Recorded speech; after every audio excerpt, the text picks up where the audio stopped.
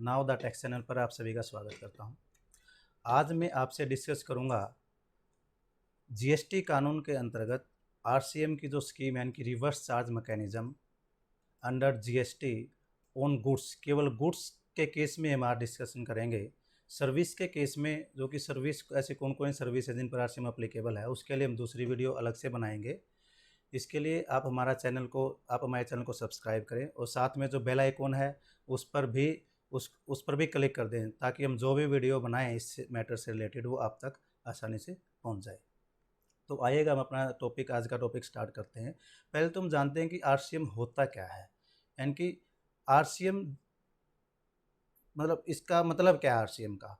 तो हमने देखा है जनरली हर बिजनेस के अंदर सप्लायर ऑफ गुड्स या सप्लायर ऑफ सर्विस जो भी है वो ही टैक्स पे करता है, ठीक है। लेकिन आरसीएम स्कीम के तहत रिसीवर जो है गुड्स का या सर्विस का रिसीवर, वो टैक्स पे करेगा। जैसे कि जो एक्ट है जीएसटी एक्ट, उसका section 2 subsection 98 of GST act का आरसीएम के बारे में बताता है कि यार रिवर्स चार्ज क्या है। Reverse charge mean the liability to pay tax by the recipient of supply of goods or services or both, instead of supplier of such goods, services or both under subsection 3 or subsection 4 of section 9 of CGST Act or subsection 3 और subsection 4 of section 5 of IGST act. यानी कि इन दोनों एक्टों के, यानी कि IGST act के section 5 subsection 3 और subsection 4 और सीजीएसटी एक्ट के सेक्शन 9 का सबसेक्शन 4 और सबसेक्शन 3 के तहत जीएसटी कानून के अंतर्गत हमने आरसीएम पे करना होता है। ऐसा नहीं है कि हमारे देश में, यानी कि इंडिया के अंदर पहले आरसीएम स्कीम नहीं होती थी। पहले भी आरसीएम स्कीम होती थी, वो केवल सर्विस के केस में होती थी। लेकिन जीएसटी में सर्विस और गुड्स, क्योंकि ये इसका नाम ही गुड्स एंड सर्विस टैक्स है, यानी कि सर्विस और गुड्स को मिला के ये एक्ट बना है, दोनों पर अप्लीकेबल है। तो इसलिए ये दोनों गुड्स और सर्विस के केस में जीएसटी में अप्लीकेबल है। लेकिन सर्विस के केस में पहले से भी अप्लीकेबल था, जिसकी base notification 34/2004 with effect from 1/1/2005 थी। और बाद में इस नोटिफिकेशन को अपडेट करते हुए जो फाइनल नोटिफिकेशन 7/2015 के तहत जीएसटी कानून सर्विस टैक्स कानून के अंतर्गत भी स्किन स्पेसिफाइड सर्विसेज के पर रिवर्स चार्ज के अंतर्गत सर्विस टैक्स पे करना होता था। तो हम जानते हैं कि रिवर्स चार्ज के बेसिक कंसेप्ट क्या हैं, ठीक है। तो सबसे पहला है reverse charge under GST is applicable on service as well as on goods. क्योंकि पहले सर्विस टैक्स कानून के अंतर्गत केवल सर्विस पर रिवर्स चार्ज अप्लीकेबल था, लेकिन जीएसटी आने के बाद, यानी कि 1/7/2017 से जब से जीएसटी एक्ट अप्लीकेबल हुआ है, उस डेट से गुड्स और सर्विस दोनों पर जीएसटी रिवर्स चार्ज अप्लीकेबल है, ठीक है। उसके बाद जो रिवर्स चार्ज स्कीम के तहत जो भी हम गुड्स या सर्विस रिसीव करेंगे, यानी कि सर्विस रिसीवर और या गुड्स रिसीवर को जो भी जीएसटी पे करना होता है, वो उस मेन आइटम पर जो भी टैक्स रेट है, यदि वो एग्जेम्प्ट है तो उस पर कोई रिवर्स आरसीएम के तहत जीएसटी पे नहीं होगा। और यदि वो टैक्सेबल है तो जो उसका बेस रेट है उसी रेट से रिवर्स चार्ज स्कीम के अंतर्गत टैक्स पे किया जाएगा। और रिवर्स चार्ज स्कीम के तहत टैक्स केवल तभी पे किया जाएगा जब गुड्स का रिसीवर का लोकेशन जो है वो विद इन इंडिया, यानी कि टैक्सेबल टेरिटरी के अंतर्गत है। यदि आउट ऑफ टैक्सेबल टेरिटरी है तो रिवर्स चार्ज अप्लीकेबल नहीं होगा। उसके बाद है, यदि रिवर्स चार्ज स्कीम के तहत किसी गुड्स पर रिवर्स चार्ज पे करने की लायबिलिटी सर्विस रिसीवर की है और उस पर सप्लायर सर्विस टैक्स या जीएसटी कानून के अंतर्गत जीएसटी पे कर देता है, तो भी रिसीवर की लायबिलिटी खत्म नहीं हो जाती, यानी कि रिसीवर को टैक्स पे करना पड़ेगा रिवर्स चार्ज स्कीम के तहत।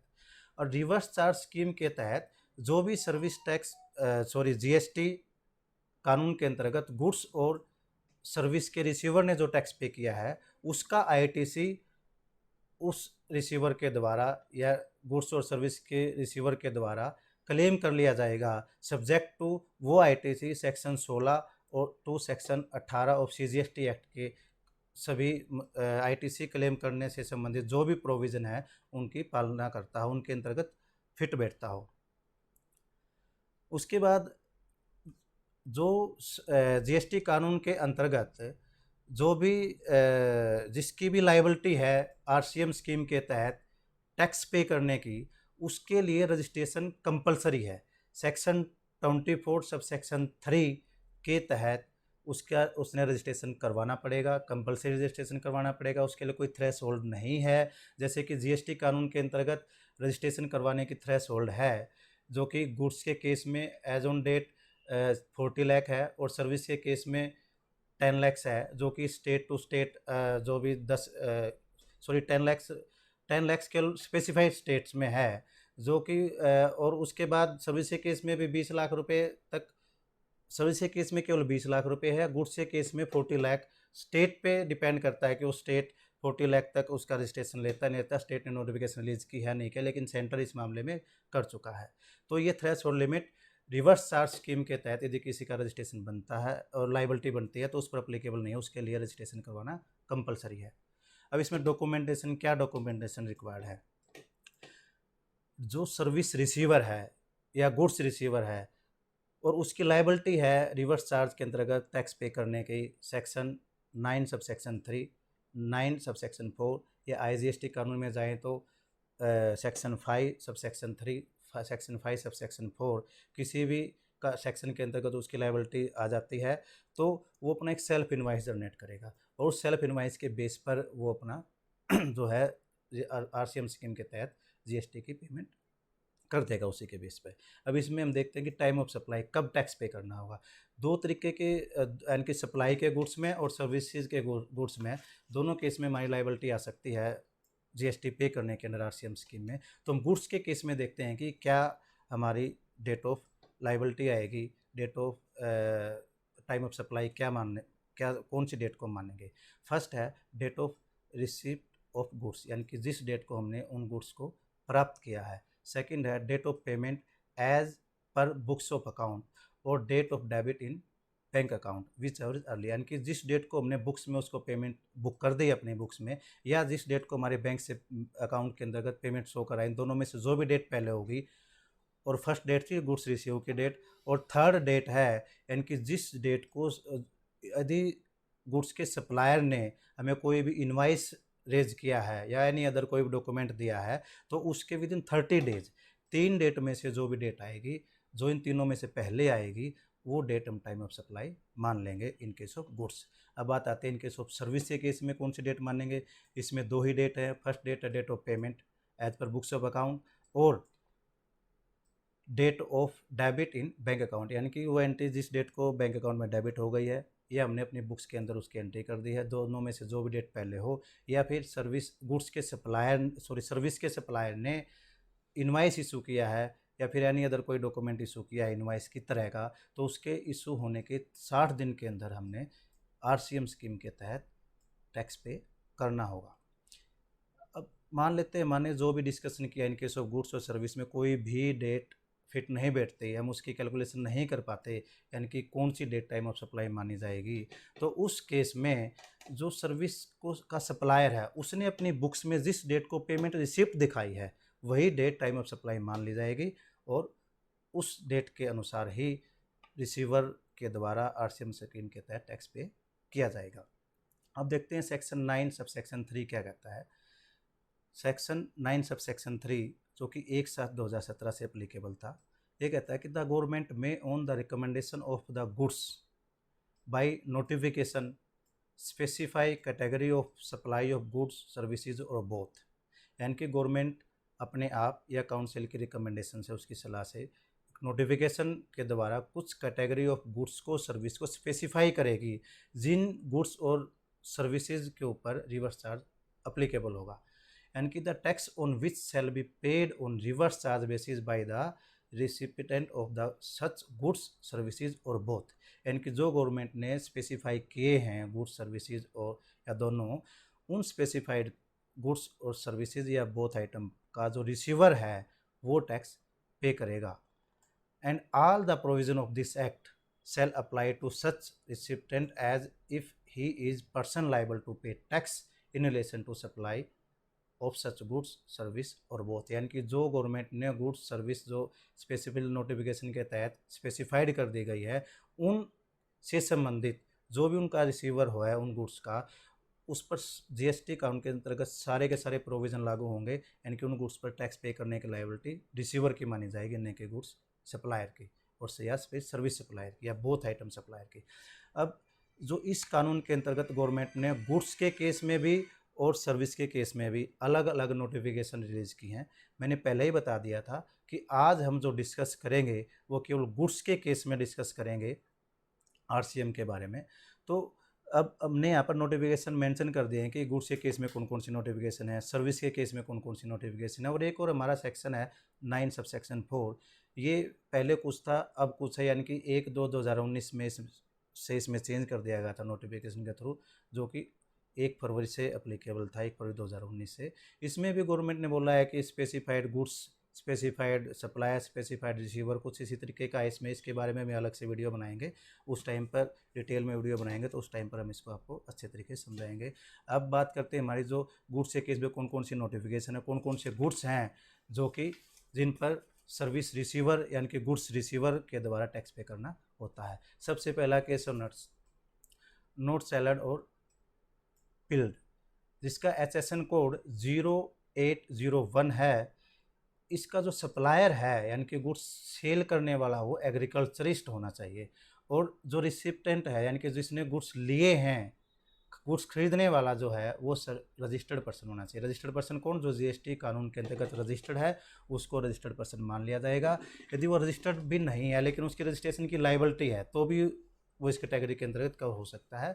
इसके लिए नोटिफिकेशन है 4/2017 जो कि 28 से 2017 की है और 1/7/2017 से अप्लीकेबल है। यानी कि केशव नट्स जो कि HSN कोड 0801 में आते हैं, एग्रीकल्चरिस्ट किसी माल को सेल करता है, रजिस्टर्ड पर्सन उसको रिसीव करता है, तो रजिस्टर्ड पर्सन की लायबिलिटी है रिवर्स चार्ज स्कीम के तहत टैक्स पे करने की। उसके बाद है बीडी वेपर जो कि HSN code bidi wrappers leaves जो कि HSN कोड 14049010 के अंतर्गत कवर होते हैं, और सेम सिचुएशन इसमें भी एग्रीकल्चरिस्ट सेल आउट करने वाला यानी कि फार्मर सेल करने वाला और एनी रजिस्टर्ड पर्सन परचेज करने वाला सेम नोटिफिकेशन के तहत ये टैक्सेबल हो जाएंगे अंडर रिवर्स चार्ज स्कीम में।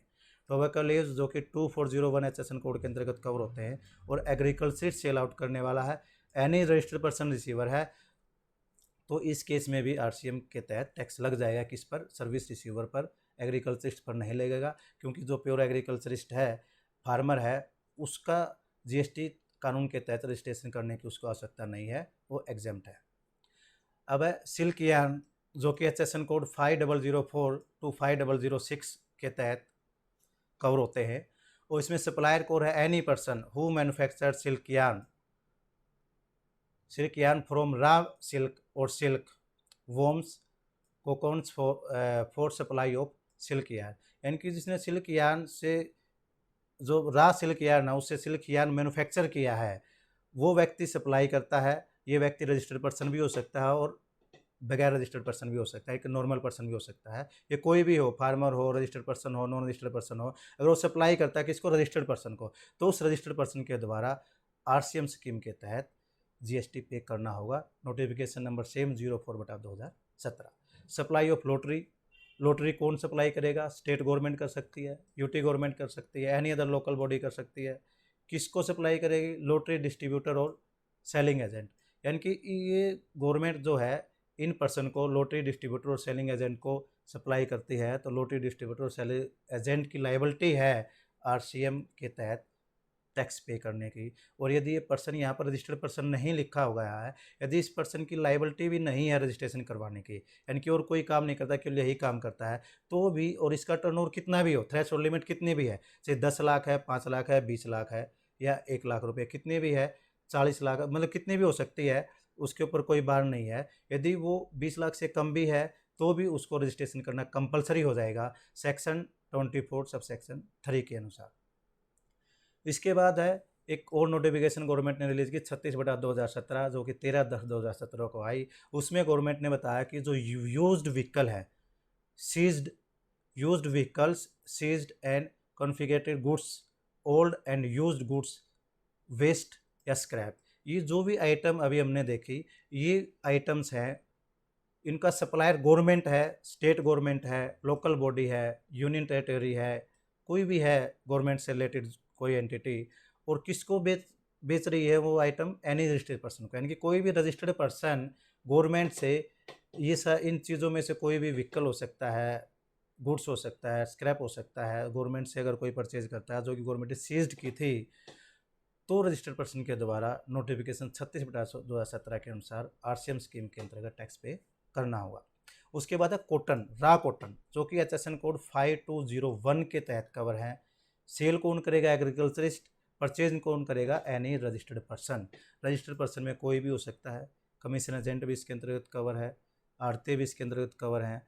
तो ये इनके लिए गवर्नमेंट ने नोटिफिकेशन रिलीज की 43/2017, जो कि 14 नवंबर 2017 की नोटिफिकेशन थी और 15 नवंबर 2017 से अप्लीकेबल थी। यदि कोई भी रजिस्टर्ड पर्सन किसी भी ज़मींदार से, फार्मर से रा कॉटन परचेज करता है तो रजिस्टर्ड पर्सन की लाइबिलिटी है रिवर्स चार्ज स्कीम के तहत टैक्स पे करने की। प्रायोरिटी सेक्टर लैंडिंग सर्टिफिकेट, जो कि कोई भी रजिस्टर्ड पर्सन सेल करेगा, किसको सेल करेगा? एनी रजिस्टर्ड पर्सन को। जो एनी रजिस्टर्ड पर्सन है, यानी कि सर्विस गुड्स का जो रिसीवर है, उसे जीएसटी कानून के अंतर्गत टैक्स पे करना होगा। इसके लिए नोटिफिकेशन नंबर 11/2018, 28 मई 2018 के नोटिफिकेशन को आप रेफर कर सकते हैं। ये था सारा कुछ आरसीएम के बारे में, यानी कि reverse charge mechanism on goods under section 9 sub section 3 of CGST act और under section 5 sub section 3 of IGST act. ये जो हमने प्रेजेंटेशन आपके लिए प्रिपेयर की है, ये अलोंग विद नोटिफिकेशन हमने अपनी वीडियो के डिस्क्रिप्शन में अटैच कर दी है, आप वहाँ से इसको डाउनलोड कर पढ़ सकते हैं। ये था आरसीएम ऑन गुड्स के बारे में। अब हम जो नई वीडियो बनाएंगे वो बनाएंगे RCM on service under GST act. तो इसके लिए आप हमारे चैनल को सब्सक्राइब करें, शेयर करें, और जो भी कमेंट, जैसे भी आपको ये हमारी वीडियो लगे, पसंद आए या पॉजिटिव नेगेटिव कमेंट हो सकता है, वो आप दें, और बेल आइकॉन को ज़रूर आप प्रेस कर दें ताकि नेक्स्ट वीडियो जब भी हम अपलोड करें आप तक वो आसानी से पहुंच जाए। थैंक यू, धन्यवाद।